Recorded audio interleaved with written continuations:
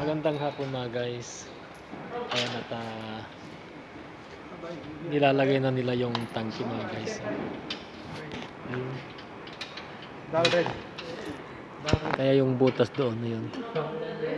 Yan, patungo doon yung tangke na modified tangke. At pati yung gulong mga guys, yan, pinalitan lahat.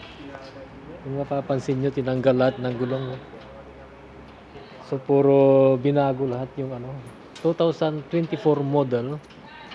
Binago. Pati yung gulong pinalitan. Ayan mga guys. Ayan siya mga guys. Ayan tinanggalan lahat ng gulong mga guys. Ayan. So puro bago. Ayan. Binago. Bago yung gulong, pero mas binago pa. Ayan mga guys. Ayan guys. Ayan.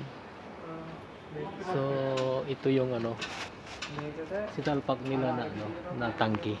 Ayan. Medyo itim kaya hindi makita masyado. Ayan mga guys.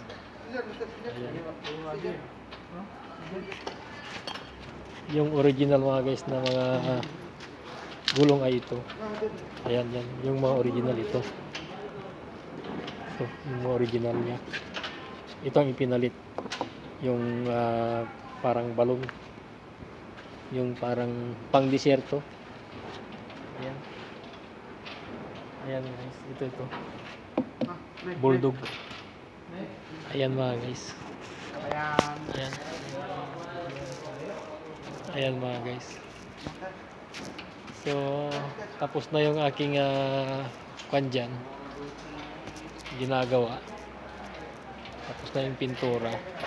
So, sila naman. Sila ang huli. Ayan mga guys. Ito. Tangke na ito. Ayan yan. Ito ang sinalpak ulit ngayon dyan. Ayan mga guys. So, yung modelo, itong modelo na 2024, ang nakalagay dito yung spare tire. Nilagay doon sa taas. Ayan. Tapos nilagyan dito ng tangke. So, all modified mga guys. 2024 model. Land Cruiser pickup. Ayan mga guys. Sang mapagpalang hapon na naman sa ating lahat. God bless. Bye-bye.